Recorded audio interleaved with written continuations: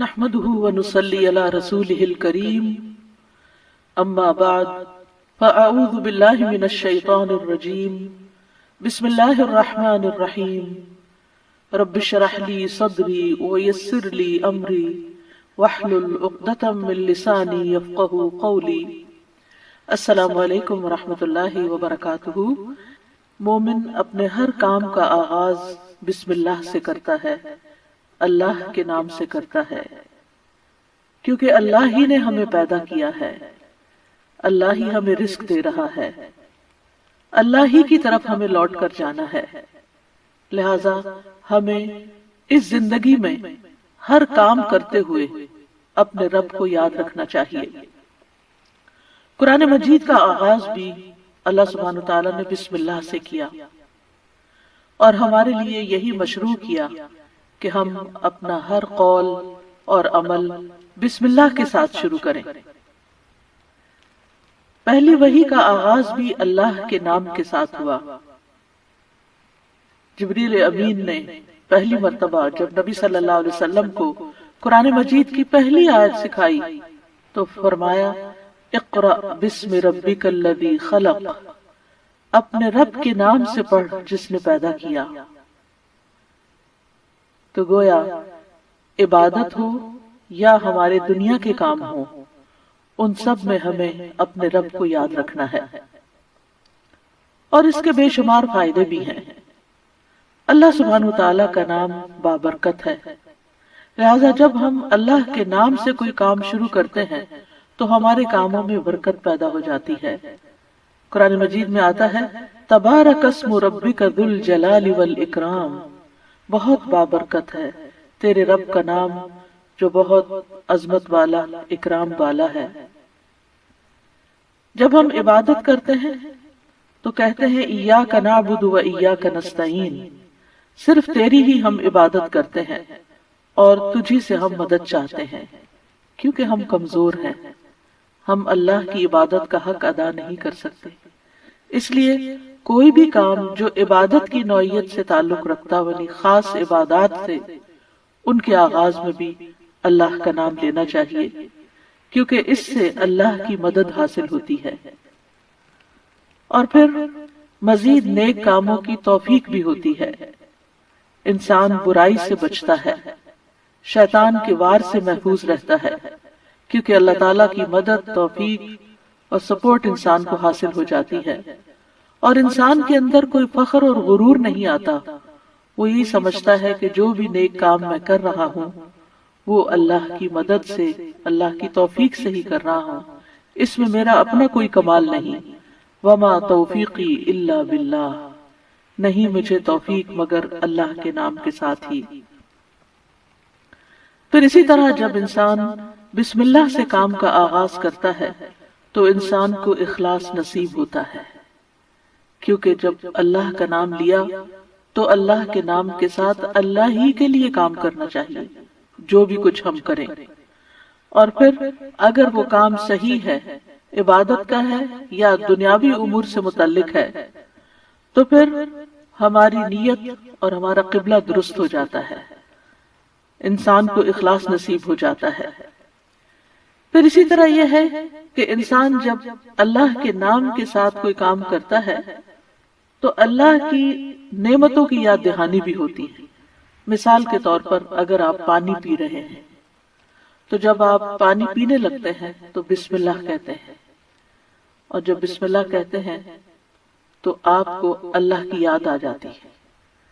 اور پھر ساتھ ہی وہ نعمت جو آپ استعمال کر رہے ہیں اس کے بارے میں غور و فکر بھی نصیب ہوتا ہے کہ یہ اللہ نے پانی پلایا ہے، اور پھر انسان کا غور و فکر اسے کہیں سے کہیں لے جاتا ہے، اس کے اندر ایک وسعت پیدا ہوتی ہے، وہ سوچتا ہے کہ یہ پانی میرے گلاس میں کہاں سے پہنچا، کس نے اتارا۔ تو ظاہر ہے کہ پانی کا پیدا کرنے والا بھی اللہ ہے، اور تمام چیزوں کو اللہ سبحانہ وتعالیٰ نے پانی سے پیدا کیا، جیسا کہ قرآن مجید میں آتا ہے۔ ہم تک جو پانی پہنچتا ہے کچھ تو زمینی ذرائع سے اور بیسیکلی بارش کے ذریعے آتا ہے۔ بارش کیسے آتی ہے؟ سمندروں کا پانی بخارات کی شکل میں اوپر اٹھتا ہے اور پھر بادلوں کی شکل میں جہاں اللہ چاہتا ہے برساتا ہے۔ جب بادل برستے ہیں یا برف پڑتی ہے تو پہاڑوں کی چوٹیوں پر اور مختلف جگہوں پر یا تو پانی جم جاتا ہے یا پھر ندی نالوں کی شکل میں، دریاؤں کی شکل میں بہنے لگتا ہے، اور کچھ پانی رس کر زمین کے اندر چلا جاتا ہے، چشموں کی شکل اختیار کر لیتا ہے، اور پھر مختلف ذرائع سے ہوتے ہوتے وہ ہم تک پہنچتا ہے جسے ہم پیتے ہیں، اور جب پیتے ہیں تو پھر اللہ کا شکر ادا کرتے ہیں اور آخر میں الحمدللہ کہتے ہیں۔ لیکن اگر اتنے اہتمام کے ساتھ جو پانی میرے گلاس میں پہنچا اس کو میں نے اللہ کو یاد کیے بغیر، نعمت دینے والے کا نام لیے بغیر ہی اس کو پی لیا، تو اس سے بڑھ کر ناشکری کیا ہو سکتی ہے؟ پھر اسی طرح اگر انسان کھانا کھاتا ہے اور اللہ کا نام لیتا ہے تو وہ ضرور سوچتا ہے کہ کیا جو کچھ میں کھا رہا ہوں یہ اللہ کی مرضی کے مطابق بھی ہے یا نہیں، حلال ہے یا حرام ہے، اور پھر کس طریقے سے میں اس کو کھا رہا ہوں اور کس طریقے سے میں نے اس کو کمایا ہے یا مجھ تک پہنچا ہے، ان ساری چیزوں پر بھی غور و فکر ہونے لگتا ہے۔ تو گویا بسم اللہ پڑھنا بار بار انسان کو اللہ کی یاد دلاتا ہے، اور اس طرح انسان اللہ کی اطاعت کی طرف مائل ہوتا ہے، اللہ کی دی ہوئی نعمتوں کو اللہ کی رضا میں استعمال کرتا ہے، اور اللہ کو یاد کرتے ہوئے اللہ کا قرب حاصل کر لیتا ہے۔ یعنی جب ہر کام کے شروع میں جب اٹھتے بیٹھتے چلتے پھرتے ہم اللہ کا نام لیتے ہیں تو اس طرح ہمیں اللہ سبحانہ وتعالی کا قرب نصیب ہوتا ہے، اور ہمارے دنیا کے کام بھی عبادت بن جاتے ہیں کیونکہ وہ اللہ کی مرضی کے مطابق اللہ کی رضا کے لیے ہوتے ہیں، اور اس طرح دنیا میں بھی کاموں کے اندر برکت پیدا ہوتی ہے، سہولت پیدا ہوتی ہے، اللہ کی مدد شامل حال ہوتی ہے، اور آخرت میں بھی یہ عمل فائدہ دیتا ہے، اور انسان کے اندر کوئی تکبر و غرور پیدا نہیں ہوتا، وہ سوچتا ہے کہ جو کچھ مجھے ملا ہے یہ اللہ کا فضل ہے۔ پھر ہم دیکھتے ہیں کہ انبیاء کا طریقہ بھی یہی رہا ہے۔ نوح علیہ السلام کے بارے میں آتا ہے کہ جب وہ کشتی پر سوار ہوئے تو انہوں نے دعا پڑھی، اس کا آغاز بھی بسم اللہ سے کیا، بسم اللہ مجریہا و مرساہا۔ اسی طرح سلیمان علیہ السلام نے ملکہ سبا کو جو خط لکھا اس کے آغاز میں بھی بسم اللہ لکھا۔ پھر اسی طرح ہم دیکھتے ہیں کہ نبی صلی اللہ علیہ وسلم متعدد مقامات پر بسم اللہ کی تعلیم دیتے ہیں، جس کے بارے میں آگے ہم متعدد احادیث میں دیکھیں گے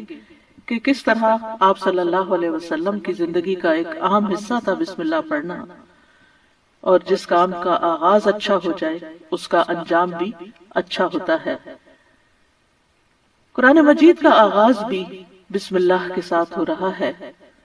اور بسم اللہ قرآن مجید کی ایک مستقل آیت ہے، یعنی یہ کہ سورۃ الفاتحہ یہ کسی اور سورت میں داخل نہیں ہے، ہر سورت کے شروع میں اسے الگ آیت کے طور پر لکھا گیا ہے، اور اس میں ہم دیکھتے ہیں کہ سورۃ التوبہ جو ہے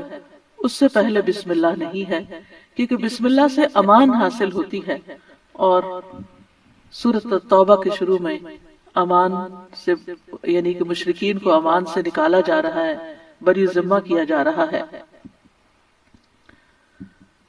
تو بہرحال آغاز ہوتا ہے قرآن مجید کا بسم اللہ الرحمن الرحیم کے ساتھ، یعنی میں اللہ کی مدد طلب کرتے ہوئے اپنی قرات کو اللہ کے نام سے شروع کرتا ہوں، اور پھر اس میں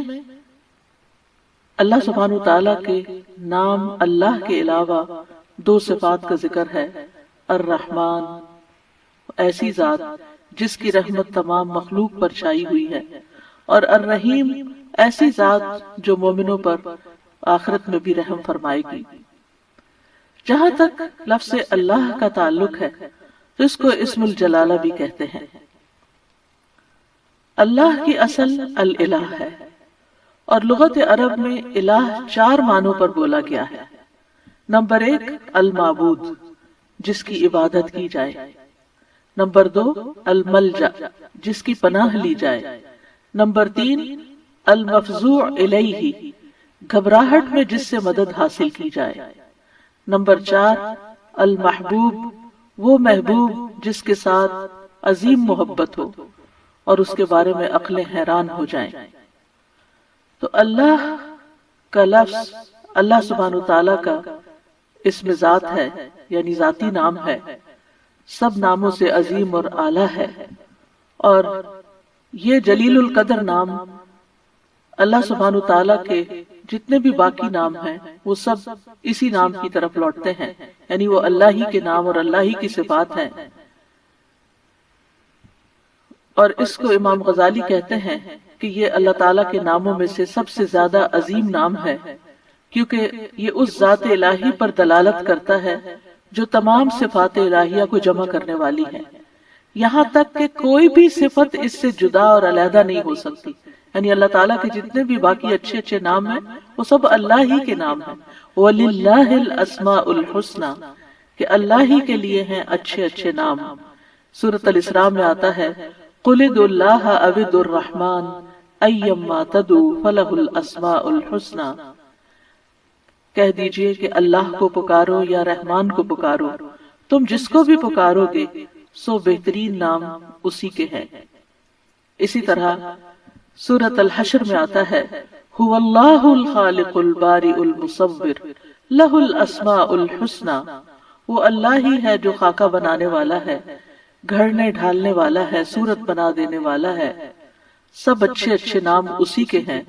اسی کی تسبیح کر رہی ہے ہر وہ چیز جو آسمانوں اور زمین میں ہے، وہی سب پر غالب کمال حکمت والا ہے۔ تو اس لیے بہت ضروری ہے کہ جب ہم بسم اللہ مختلف مقامات پر کہتے ہیں تو ہمیں اللہ کی پہچان بھی ہونی چاہیے۔ اللہ سبحانہ تعالیٰ کو پہچاننا بھی ضروری ہے، اور اس کی پہچان اس کی نشانیوں کے ساتھ بھی ہوتی ہے جو کائنات میں پھیلی ہوئی ہیں، اس کی پہچان اس کی کتاب کے ذریعے بھی ہوتی ہے، اور اس کی پہچان نبی صلی اللہ علیہ وسلم نے بھی کروائی ہے۔ لہٰذا اگر ہم اللہ تعالیٰ کو پہچانیں گے تو ہم صحیح طور پر پورے شعور کے ساتھ بسم اللہ ادا کریں گے۔ بلحجیم قبیلے کے ایک آدمی سے روایت ہے، وہ کہتے ہیں کہ میں نے پوچھا اللہ کے رسول آپ کن چیزوں کی دعوت دیتے ہیں؟ نبی صلی اللہ علیہ وسلم نے فرمایا میں اس اللہ کی طرف دعوت دیتا ہوں جو یکتا ہے۔ قال ادعو الی اللہ وحدہ، وہ اللہ کون ہے؟ اللہ وہ اللہ کہ جب تم پر کوئی مصیبت آتی ہے اور تم اسے پکارتے ہو تو وہ تمہاری مصیبت دور کر دیتا ہے، اور جب تم کسی بیابان اور جنگل میں راستہ بھول جاؤ اور اس سے دعا کرو تو وہ تمہیں واپس پہنچا دیتا ہے، جب تم قحط سالی میں مبتلا ہوتے ہو اور اس سے دعا کرتے ہو تو وہ پیداوار ظاہر کر دیتا ہے، یعنی تمہارے سب کام وہی بناتا ہے۔ لیکن یہاں خاص طور پر اس آیت کے اندر یعنی بسم اللہ الرحمن الرحیم کے اندر اللہ سبحانہ تعالیٰ نے اپنا جو تعارف کرایا ہے، اپنی جو پہچان کرائی ہے، وہ اپنی صفت رحمت کے ساتھ کروائی ہے کہ کون ہے اللہ؟ وہ جو بے حد مہربان، بہت ہی زیادہ مہربان۔ الرحمن فعلان کے وزن پر مبالغہ کا صیغہ ہے کہ جو بہت ہی زیادہ، یعنی انسان کی عقل اس کو کمپریہنڈ کر ہی نہیں سکتی کہ وہ کتنا مہربان ہے۔ اور پھر مزید اسی صفت سے، صفت رحمت ہی سے الرحیم کا لفظ آیا کہ جو بار بار رحم کرنے والا ہے۔ لہذا اللہ سبحانہ تعالی وہی ہے جو اپنی رحمتیں نچھاور کرتا ہے، اور رحمت کا مطلب ہے نرمی اور شفقت کرنے والا۔ گویا اللہ سبحانہ تعالیٰ کی صفات میں اللہ تعالیٰ کے اپنے بندوں کے ساتھ، اپنی مخلوق کے ساتھ معاملہ کرنے میں نرمی اور شفقت ہے۔ اور رحمان اور رحیم دونوں صفات اللہ ہی کی ہیں، دونوں نام اللہ ہی کے ہیں، لیکن دونوں میں تھوڑا فرق ہے۔ رحمان ایسی رحمت والا جس کی رحمت دنیا کی تمام مخلوقات کو اور آخرت میں مومنوں کو بھی شامل ہے، یعنی یہ رحمت عام ہے۔ اور اسی نام سے اللہ سبحانہ تعالیٰ نے اپنے آپ کی پہچان کروائی کہ الرحمن علی العرش استویٰ، وہ بے حد رحم فرمانے والا عرش پر بلند ہوا۔ اور رحیم سے مراد ایسی رحمت والا کہ جو قیامت کے دن صرف مومنوں کے لیے ہوگی۔ اور ہم جانتے ہیں کہ اللہ سبحانہ تعالیٰ کی رحمت کے 100 حصے ہیں، جس میں سے صرف ایک حصہ دنیا میں اتارا ہے، باقی اللہ سبحانہ تعالیٰ نے آخرت کے لیے، یعنی اس کی باقی رحمتیں 99 جو ہیں وہ آخرت کے لیے ہیں جس کی بنا پر وہ بندوں کی بخشش فرمائے گا۔ یہاں دونوں ناموں کو اکٹھا کیوں کیا گیا ہے؟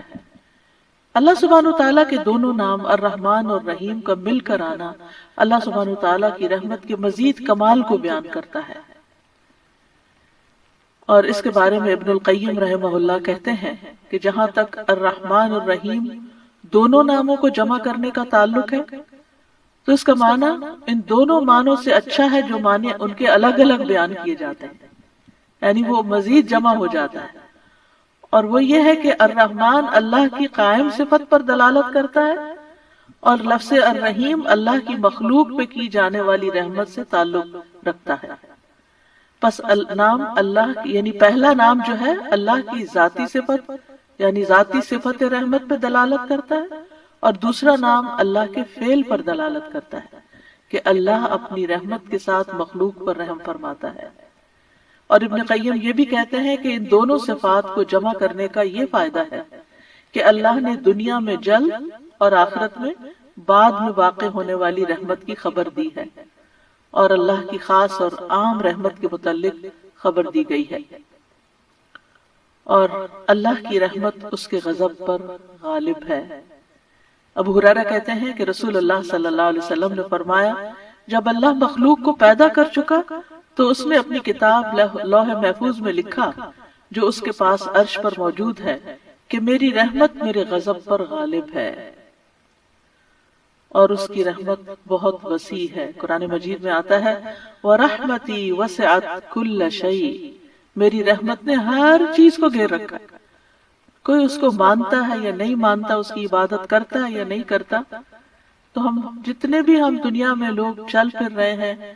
سخت سخت نافرمانیاں کرتے ہیں، لیکن اس کے باوجود وہ ہمیں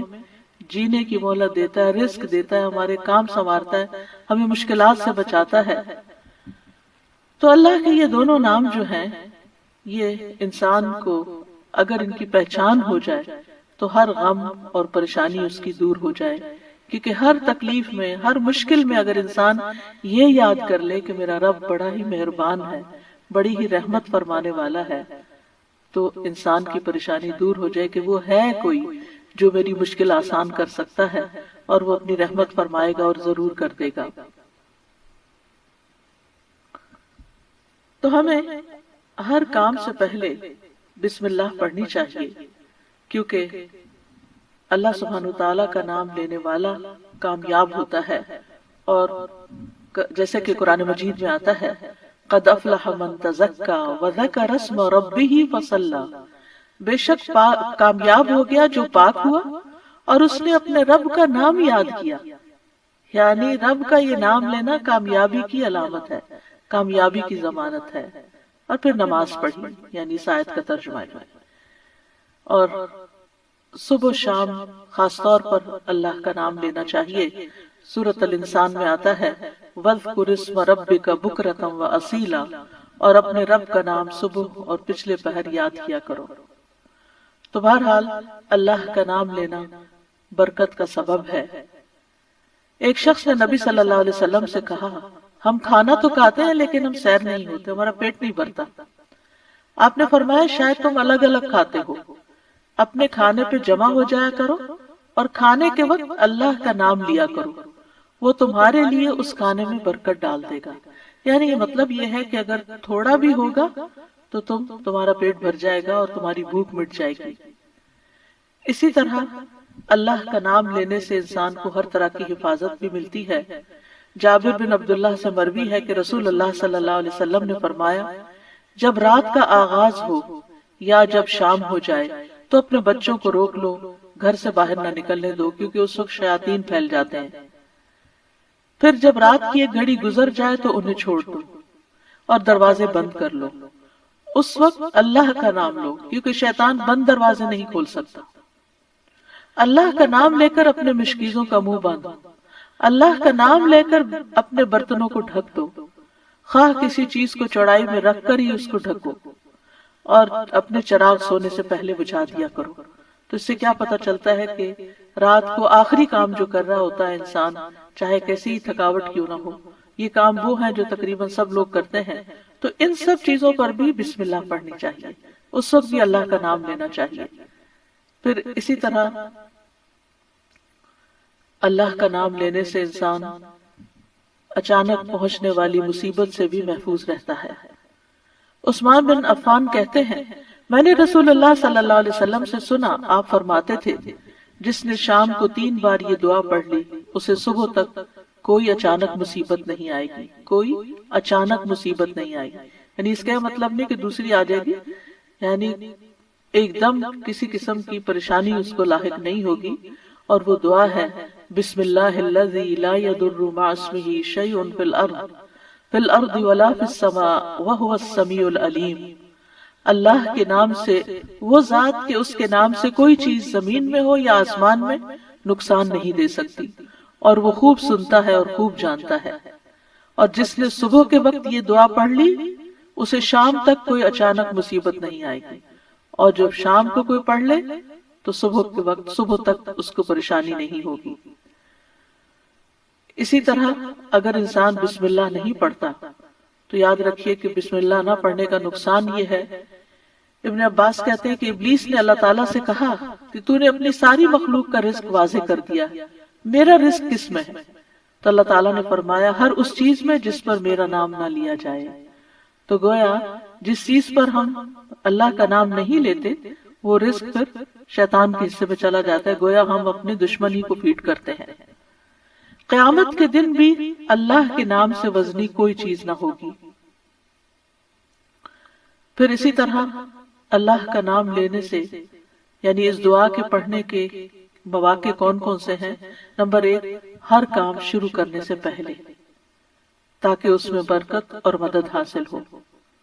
اس کے اندر قبولیت ہو، ہمیں اخلاص نصیب ہو۔ پھر خاص طور پر کھانا کھانے سے پہلے حضرت عائشہ کہتی ہیں کہ رسول اللہ صلی اللہ علیہ وسلم نے فرمایا جب تم میں سے کوئی کھانا کھانے لگے تو چاہیے کہ اللہ تعالیٰ کا نام لے، پھر اگر شروع میں اللہ تعالیٰ کا نام لینا بھول جائے تو چاہیے کہ یوں کہے بسم اللہ اولہ و آخرہ، اللہ کے نام سے اس کھانے کے شروع میں اور آخر میں بھی۔ پھر اسی طرح لباس اتارتے وقت بسم اللہ پڑھنی چاہیے۔ انس رضی اللہ عنہ سے روایت ہے کہ نبی صلی اللہ علیہ وسلم نے فرمایا جنوں کی آنکھوں اور بنی آدم کی شرمگاہوں کا پردہ یہ ہے کہ جب ان میں سے کوئی اپنے کپڑے اتارے تو بسم اللہ پڑھ لے، یعنی اتارنے سے پہلے پڑھ لے، تو جن اور شیاطین کی نظر نہیں لگتی۔ اسی طرح جب آپ بچوں کو کپڑے تبدیل کروا رہے ہوں تو اس وقت بھی بسم اللہ پڑھ لیں۔ اسی طرح بیت الخلاء جاتے وقت یعنی اندر پاؤں رکھنے سے پہلے بسم اللہ پڑھ کے دروازہ کھولیں۔ حضرت علی رضی اللہ عنہ روایت کرتے ہیں، کہتے ہیں کہ رسول اللہ صلی اللہ علیہ وسلم نے فرمایا جنوں کی آنکھوں اور بنی آدم کی شرمگاہوں کا پردہ یہ ہے کہ جب ان میں سے کوئی بیت الخلاء جائے تو بسم اللہ پڑھ لے، یعنی وہاں بھی وہ یعنی کیونکہ جب انسان ننگا ہوتا ہے تو فرشتے اس حفاظت کے فرشتے اس سے دور چلے جاتے ہیں، تو اس وقت حفاظت پھر کس سے حاصل ہوگی؟ جب آپ واش روم میں جانے سے پہلے بسم اللہ پڑھ کے پھر داخل ہوں گے۔ اسی طرح وضو سے پہلے ابو ہریرہ کہتے ہیں کہ رسول اللہ صلی اللہ علیہ وسلم نے فرمایا لا صلاۃ لمن لا وضوء له ولا وضوء لمن لم يذكر اسم اللہ تعالی علیہ، کہ جس کا وضو نہیں اس کی نماز نہیں، اور جو شخص وضو کے شروع میں اللہ تعالیٰ کا نام نہ لے اس کا وضو نہیں۔ اب یہاں پر بعض لوگوں کو یہ پریشانی ہوتی ہے کہ ہم واش روم میں کھڑے ہوتے ہیں، وہیں سنک ہے، وہیں کموڈ ہے، تو پھر ہم بسم اللہ کس طرح پڑھیں؟ اس کے ایک تو یہ ہے کہ جب آپ وضو کی نیت سے جا رہے ہیں تو اندر داخل ہونے سے پہلے ہی پڑھ لیں اور جا کے ٹیپ کھول لیں اور اپنا وضو شروع کر دیں۔ دوسرا یہ ہے کہ آپ دل میں پڑھ لیں، لیکن اگر کوئی بھول گیا ہے تو جس وقت یاد آئے یعنی وضو کے دوران اس وقت بھی پڑھ سکتا ہے۔ پھر اسی طرح اگر اس نے بالکل ہی پڑھنا ہی بھول گیا تو اس کا کیا مطلب وضو ہوا ہی نہیں سرے سے، یا پھر یہ کہ اس کی نماز اگر وضو نہیں ہوا تو کیا نماز ہی نہیں ہوئی؟ نہیں، اس کا مطلب یہ ہے کہ اس کا وضو کامل نہیں ہوا۔ یہاں علماء نے اس کا مطلب یہ کیا ہے کہ اس کے وضو میں نقص رہ گیا، وضو ہو جائے گا، نماز ہو جائے گی، لیکن وہ جو برکت حاصل ہونی تھی یا زیادہ ثواب ملنا تھا اس سے انسان محروم ہو جاتا ہے۔ پھر اسی طرح یہ ہے کہ قرآن مجید کی قرأت سے پہلے بسم اللہ پڑھنی چاہیے۔ قتادہ سے روایت ہے، وہ کہتے ہیں کہ انس رضی اللہ عنہ سے سوال کیا گیا کہ نبی صلی اللہ علیہ وسلم کی قرأت کیسی تھی، تو انہوں نے بیان کیا کہ آپ صلی اللہ علیہ وسلم کھینچ کر پڑھتے تھے۔ پھر آپ نے بسم اللہ الرحمن الرحیم کو پڑھا، یعنی بسم اللہ الرحمن الرحیم، یعنی مد کے ساتھ پڑھتے تھے الرحمن کو، اور رحیم کو بھی کھینچ کر تلاوت کرتے تھے۔ پھر اسی طرح کھانا کھانے سے پہلے بھی عمر بن ابی سلمہ رضی اللہ عنہ کہتے ہیں، میں بچہ تھا اور رسول اللہ صلی اللہ علیہ وسلم کی پرورش میں تھا۔ عمر بن ابی سلمہ جو ہیں یہ ابو سلمہ رضی اللہ عنہ کے بیٹے ہیں، ام سلمہ کے بھی بیٹے ہیں۔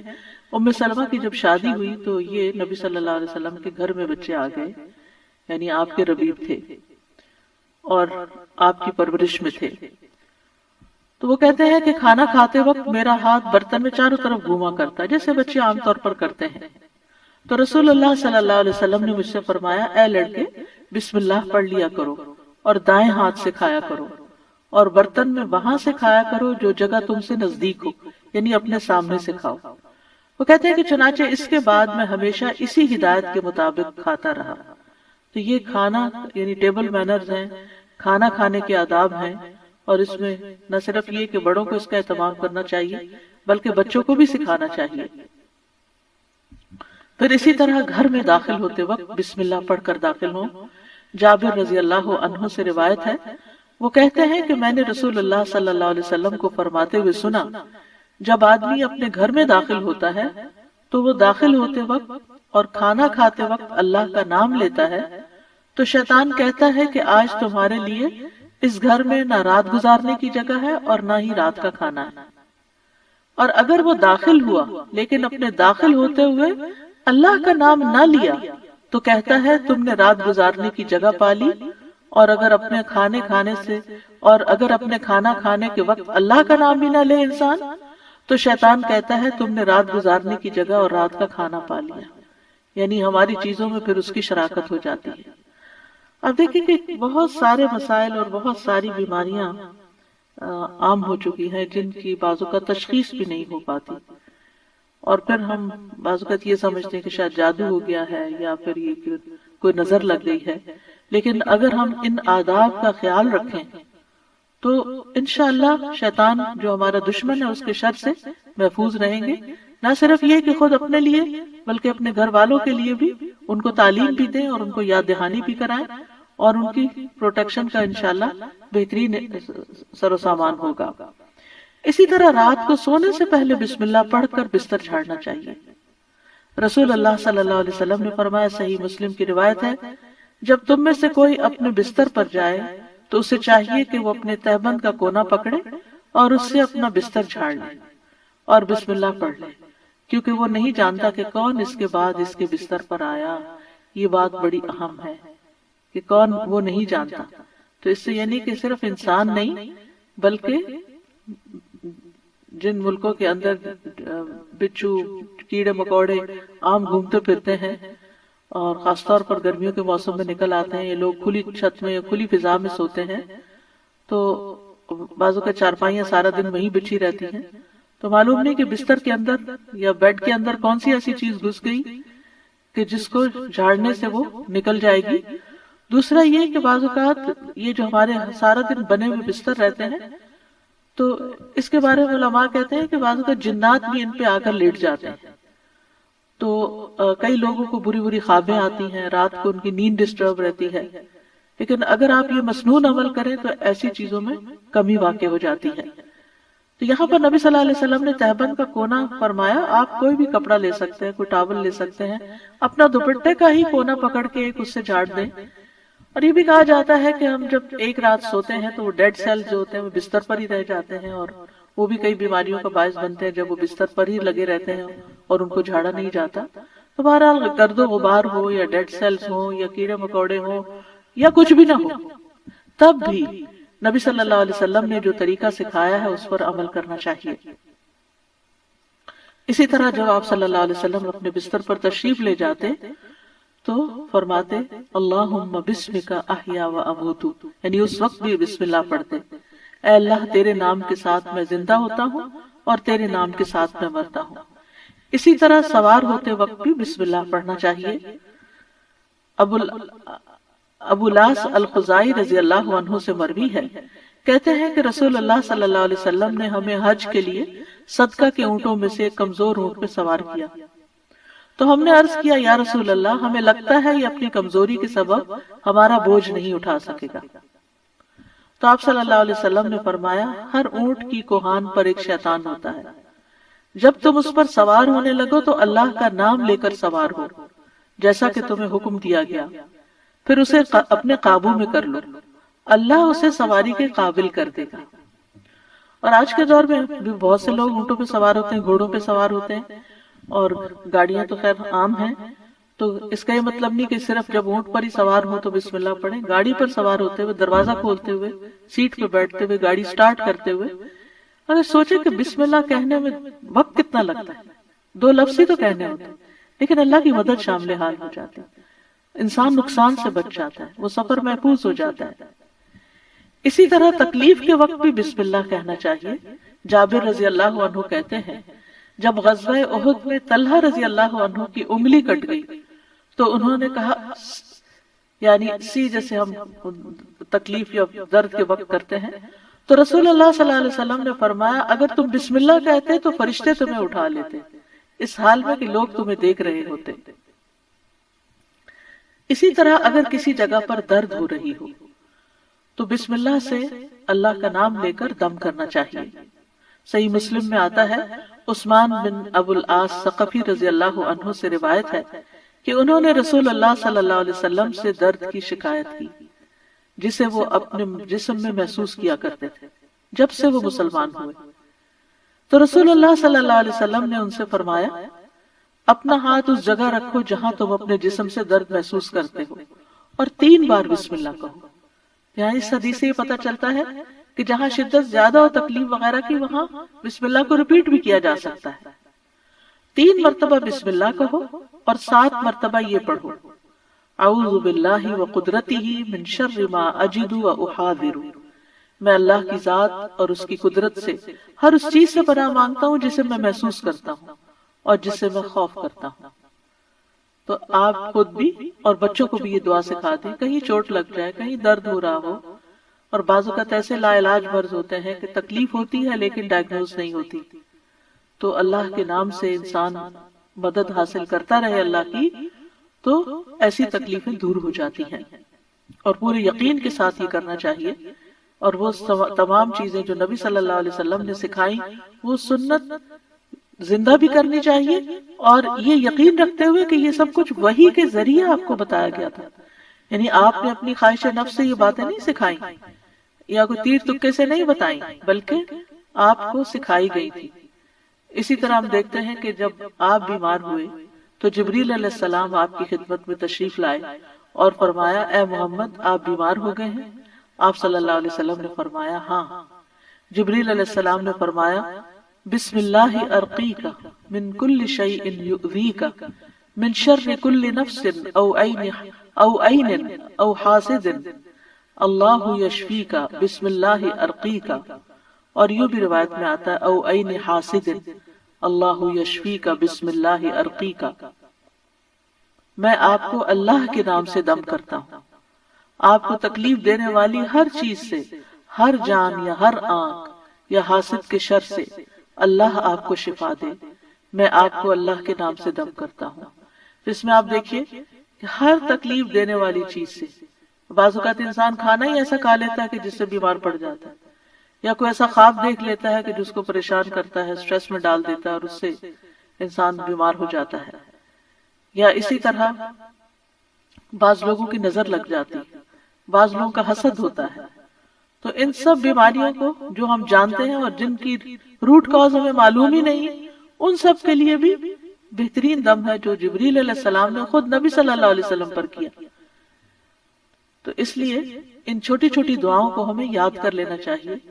اگر یاد کرنے میں مشکل ہوتی ہے، بعض لوگوں کا حافظہ کمزور ہوتا ہے، تو پھر یہ رقیہ آپ لکھ کے بھی اپنے پاس رکھ سکتے ہیں، اور اپنے گھر والوں کو، اپنے پیاروں کو خود دم کر سکتے ہیں۔ اسی طرح آپ دیکھیے کہ ہم بستری کے وقت بھی بسم اللہ کا حکم ہے، یعنی اس سے ہی پتہ چلتا ہے کہ چاہے آپ نماز پڑھ رہے ہیں یا قرآن پڑھ رہے ہیں یا پھر عین دنیا کے کوئی کام کر رہے ہیں تو آپ بسم اللہ سے ان کا آغاز کریں۔ ابن عباس کہتے ہیں، اور وہ اس حدیث کو نبی صلی اللہ علیہ وسلم تک پہنچاتے ہیں کہ آپ نے فرمایا، جب تم میں سے کوئی اپنی بیوی کے پاس آئے تو کہے بسم اللہ اللہم جنبنا الشیطان وجنب الشیطان ما رزقتنا، اللہ کے نام کے ساتھ، اے اللہ ہمیں شیطان سے بچا اور شیطان کو اس چیز سے دور رکھ جو اس کے نتیجے میں تو ہمیں عطا فرمائے۔ یہ دعا پڑھنے کے بعد میاں بیوی کو جو اولاد ملے گی اسے شیطان نقصان نہیں پہنچا سکتا، یعنی اتنا فائدہ ہے اس دعا کا، یعنی عین اس وقت بھی اللہ کے نام کو، اللہ کی یاد کو نہیں بھولنا چاہیے۔ پھر اسی طرح جانور ذبح کرتے وقت قرآن مجید میں آتا ہے وَالْبُدْنَ جَعَلْنَاهَا لَكُم مِّن شَعَائِرِ اللَّهِ لَكُمْ فِيهَا خَيْرٌ فَاذْكُرُوا اسْمَ اللَّهِ عَلَيْهَا صَوَافَّ، اور قربانی کے بڑے جانور ہم نے انہیں تمہارے لیے اللہ کی نشانیوں سے بنایا، یعنی اللہ کی نشانیاں ہیں، تمہارے لیے ان میں بڑی خیر ہے، سو ان پر اللہ کا نام لو، اس حال میں کہ گھٹنا بندھے کھڑے ہوں، یعنی اونٹوں پر۔ اس کا مطلب نہیں ہے صرف اونٹوں پر، بلکہ آپ صلی اللہ علیہ وسلم نے ایک مرتبہ سینگوں والے مینڈوں کی قربانی دی تو آپ اپنے ہاتھ سے انہیں ذبح کر رہے تھے، اور صحابی کہتے ہیں کہ حضرت انس، میں نے دیکھا آپ نے ان کے رخسار پر قدم رکھا ہوا تھا، آپ نے بسم اللہ پڑھی اور تکبیر کہی، بسم اللہ اللہ اکبر۔ اسی طرح خط کے آغاز میں میت کو دفناتے وقت ابن عمر رضی اللہ عنہ سے مروی ہے کہ نبی صلی اللہ علیہ وسلم جب میت کو قبر میں اتارتے تو فرماتے بسم اللہ وعلی سنت رسول اللہ، اللہ کے نام سے اور رسول اللہ صلی اللہ علیہ وسلم کے طریقے پر۔ تو گویا آغاز بھی اللہ کے نام سے اور زندگی کا آخری مرحلہ بھی اللہ کے نام سے۔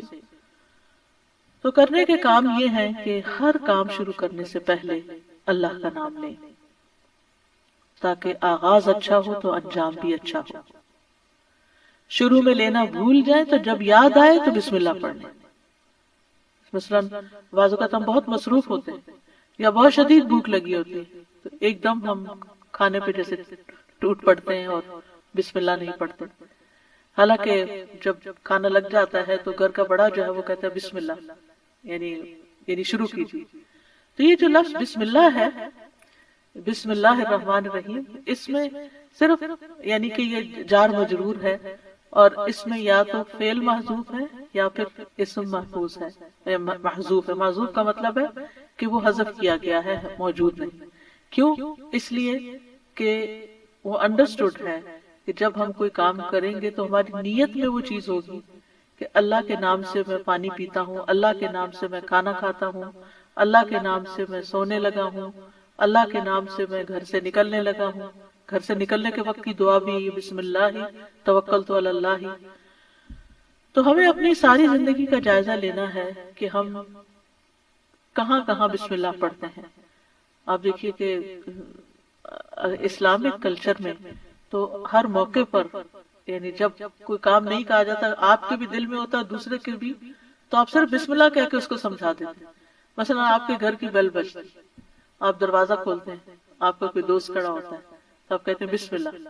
یعنی اس کا یہ مطلب آپ یہ نہیں کہتے اندر داخل ہو جاؤ، یہ نہیں بولتے، آپ کہتے بسم اللہ۔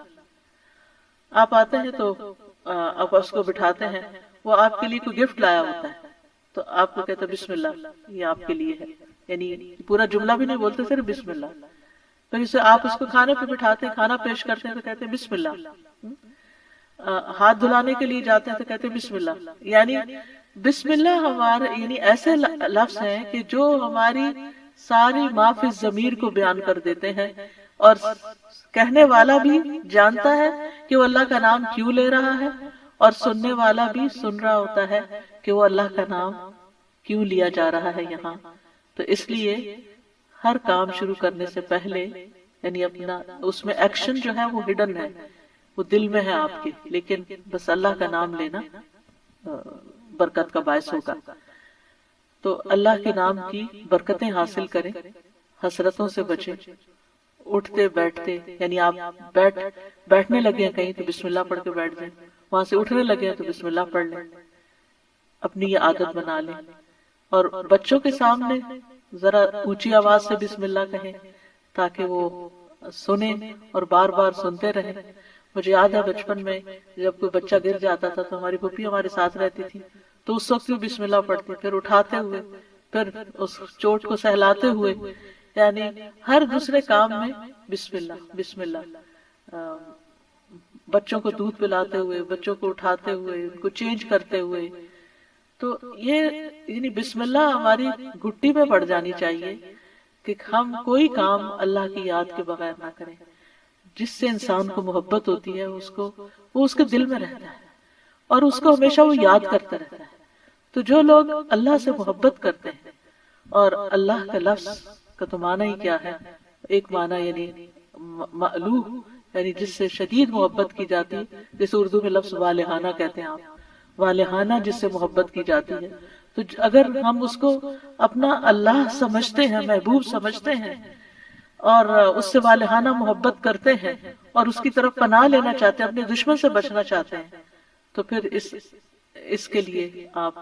اپنی عادت بنا لیں۔ اور جتنے مقامات کا میں نے ذکر کیا ہے ان پر تو خاص طور پر بسم اللہ کہنا نہ بھولیں۔ انشاءاللہ آپ دیکھیں گے کہ اس کی برکت سے، کہتے ہیں نا بسم اللہ کی برکت، تو بسم اللہ کی برکت سے آپ کی زندگی کے بہت سے کام آسان ہوں گے، بہت سی پریشانیوں سے نجات ملے گی۔ تو آئیے ایک دفعہ ہم خوبصورت آواز میں بسم اللہ سن لیتے ہیں۔ بسم اللہ الرحمن الرحیم،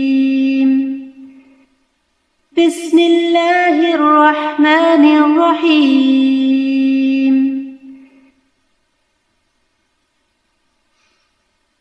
بسم اللہ الرحمن الرحیم، اور اسی کے ساتھ بسم اللہ الرحمن الرحیم۔ اس کے ساتھ ہی میں آپ سے اجازت لیتی ہوں۔ انشاءاللہ اب دورہ قرآن کا وقت ہو گیا ہے۔ جو لوگ الہدیٰ لائیو پر ہیں وہ فیس بک پر یا زوم پر چلے جائیں، اور انشاءاللہ فیس بک اور یوٹیوب اور زوم پر انشاءاللہ دورہ قرآن پیش کیا جائے گا، اور کل انشاءاللہ اسی وقت 2 بجے پھر آپ کے ساتھ دوسرے پارے سے ایک آیت کا انتخاب کر کے آپ کے ساتھ بات چیت ہوگی۔ اس وقت تک کے لیے آپ سب کو اللہ کی حفاظت میں دیتی ہوں۔ اللہ سبحانہ وتعالی ہمارا یہ رمضان کا مہینہ، کیونکہ یہ رمضان اسپیشل ہے، رمضان کے سلسلے کی ایک کڑی ہے، اور اس وجہ سے اس کو رکھا گیا ہے، یعنی ہر پارے سے صرف ایک آیت کو سلیکٹ کیا گیا ہے تاکہ ہم ایک آیت کو سمجھ بھی جائیں اور اس کو اپنی زندگی میں لے آئیں، تاکہ ہمارا علم ہم پر بوجھ نہ ہو، ہمارے لیے عمل کرنا آسان ہو۔ یعنی کبھی یہ روایت رہی کہ ایک دن میں ایک سپارہ پورا پڑھ لیا جائے، کبھی تیز بارش ہوتی اور کبھی